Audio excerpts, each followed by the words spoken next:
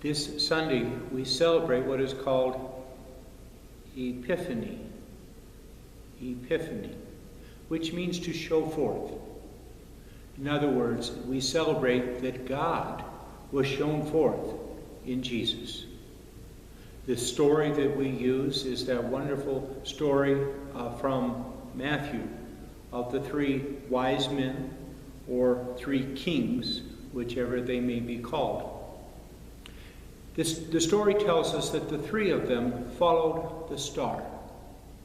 Or, in other words, it's a call to all of us, like them, to follow the light that is Christ, to follow all that leads us to Him. In their journey, it was a willingness to leave home, or to leave what was comfortable and go on a difficult journey. We see them stopping in Jerusalem to ask King Herod where the Savior was supposed to be born. In other words, they were not Jewish. They did not know the prophecies or the promises. They had to go and ask the Jewish community.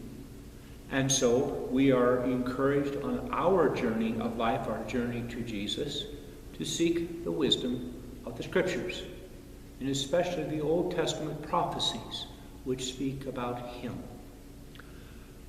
Once they discovered where He was, then they journeyed forth to Bethlehem, where the prophecy said He would be born. And there, of course, they found Jesus, and they presented to Him their gifts. They followed the light, they followed the Scriptures, and they journeyed to Jesus.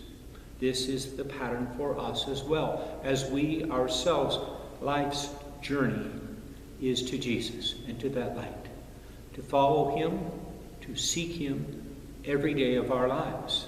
And, the three of them tells us that we need each other. We don't journey alone. We cannot find Him successfully alone. We need, the church. We need to journey with people, family, friends, other faithful people who also are searching. Their journey is different from ours, certainly, as each person is delightfully different, but all journeying to the same place or keeping our focus on Him. Now, we know journeys in our life. If we go for a ride someplace on vacation or something, sometimes we take the wrong road, or sometimes we get lost, or sometimes we need to stop for fuel or to eat and so forth. Both the same with our journey of life. We need to stop for fuel, and that of course would be prayer and worship and the Scriptures and all those ways that God feeds us. We need to look for the directions. We need to read the map. There's a cute joke about the three wise men, that one of them must have been a woman, because they stopped in Jerusalem to ask for directions. In any case, they did that, as we also need to stop once in a while and seek the way.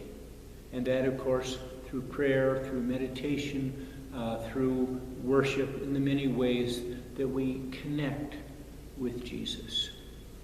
As we continue to journey, of course, it can be dangerous, it can be difficult, and we need to ask God to help us and strengthen us for the journey that is ahead, that is really all of our life.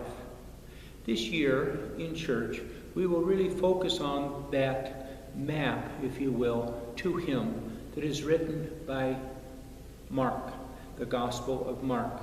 We also will read frequently, actually, from the Gospel of John as well. Why? Well, because Mark, his Gospel is shorter than Matthew or Luke. And so there's not enough of the Gospel to fill all the Sundays throughout the year ahead. And so we will include some of the beautiful Gospel of John, which of course is also very different.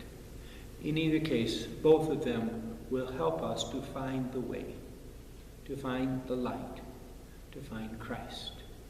My prayer in this new year is that you will find Christ in your journey, that you will journey with him and journey with the church, and we together will come into the light and give the gift of our life to him, celebrating that precious gift that he is to us from our Father in heaven. May God bless your new year.